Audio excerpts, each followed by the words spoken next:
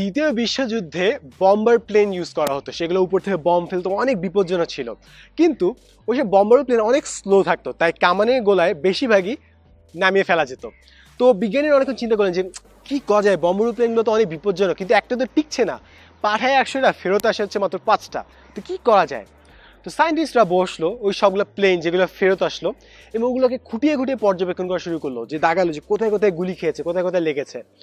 তো তারা দেখলো যে প্লেনে কতগুলো নির্দিষ্ট অংশে বেশি গোলাবারুদ লেগেছে এবং তারা সবাই খুশি যে আরে এইসব জায়গায় বেশি গোলাবারুদ লাগে, তার মানে আমরা এইসব জায়গায় যদি প্লেট লাগিয়ে দিই আর একটু স্টিল লাগিয়ে দিই তাহলে প্লেনগুলো আরও বেশি টেকসই হবে।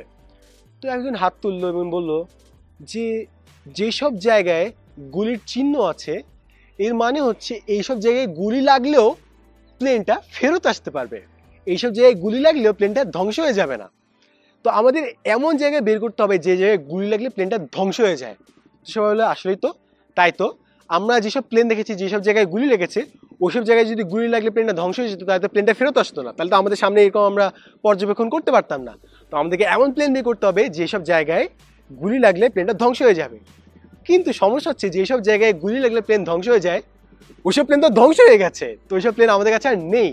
তো সায়েন্টিস্টরা কোনোভাবে বের করতে পারছে না যে কোন জায়গায় গুলি লাগলে প্লেনগুলো ধ্বংস হয়ে যায়।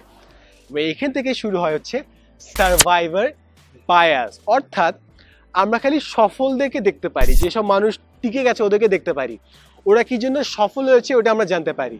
কিন্তু কি কাজ করলে তারা ব্যর্থ হতো, কি কাজ করলে অধিকাংশ মানুষ ব্যর্থ হয়, ওসব জিনিস আমরা জানি না। আরো সহজভাবে বুঝাই, আমরা মনে করি জানতে চাই যে কোন কোন ক্ষেত্রে অ্যাক্সিডেন্ট হতে হতে হতে যে অ্যাক্সিডেন্ট হয় নাই।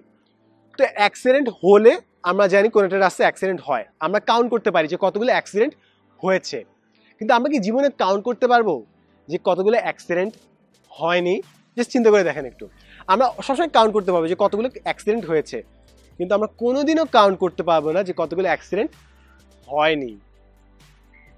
তো এই হচ্ছে ঝামেলা সার্ভাইভার বায়াস, যে আমরা খালি সফল যেসব জায়গায় ঘটনা ঘটে ওইসব জিনিসগুলো আমরা বুঝতে পারি, যেসব ক্ষেত্রে হয় না আমরা ওইসব জিনিস ইম্পর্টেন্ট হলেও ওগুলো কোনো এভিডেন্স, কোনো প্রমাণ পায় না। অনেকে হয়তো বলে যে ওই ভাইয়া ওই আপু অনেক দিন প্রেম করে বিয়ে করেছে এবং তারা সুখে শান্তিতে বসবাস করছে, কিন্তু ভাইয়া আর যে লাখখানেক ভাইয়া আপু প্রেম করে যেখানে অবস্থা খারাপ কোনোদিন তাদের বিয়ে হয়নি, ওসব কাহিনী কেউ জানে না, কারণ ব্যর্থদের কাহিনী কেউ জানে না। অনেকে হয়তো চিন্তা করে আরে মার্ক জাকারবার্গ সে ড্রপ আউট, স্টিল এখন সে বিলিয়নিয়ার, কিন্তু সে এমন অনেক জিনিস অ্যাভয়েড করেছিল যে জিনিসগুলো ব্যর্থ মানুষ করেছিল, কিন্তু ওইসব ব্যর্থতার জিনিস কেউ জানে না। মানুষ জানে খালি মার্ক জাকারবার্গ কি করেছিল। তাই অনেক সময় মানুষ সফল মানুষদের ওপর অনেক ফোকাস দেয় এবং তারা যেসব জিনিস করতে হয় না ওইসব জিনিস কখনো জানে না এবং ভুল জিনিসগুলো করে ফেলে। তাই ভালো জিনিস করার পরও তারা অনেক সময় ব্যর্থ হয়ে বসে পড়ে। অনেকে হয়তো বা দেখে যে আরে অ্যাডমিশন ওই ভাইয়াটা কিংবা আপুটা সারাদিন পড়াশোনা করতো, দিনে 10 ঘন্টা পড়তো, আমিও 10 ঘন্টা পড়বো তাহলে আমি ওনার মতো সাকসেসফুল হবো। কিন্তু হয়তো উনি প্রেমও করতো না, উনি হয়তো ডিস্ট্রাকশন ছিল না, হয়তো বা তার অনেক সাপোর্ট ছিল, এই জন্য হয়তো তিনি সাকসেসফুল। কিন্তু আমরা হয়তো এই জিনিসটা জানি না, কোন জিনিসটা অ্যাভয়েড করতে হবে এই জিনিসটা না জানার কারণে হয়তো আমরা আটকে যাচ্ছি।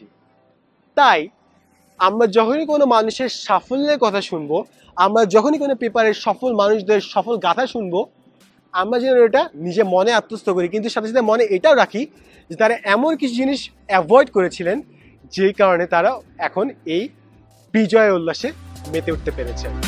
And as always, thanks for watching.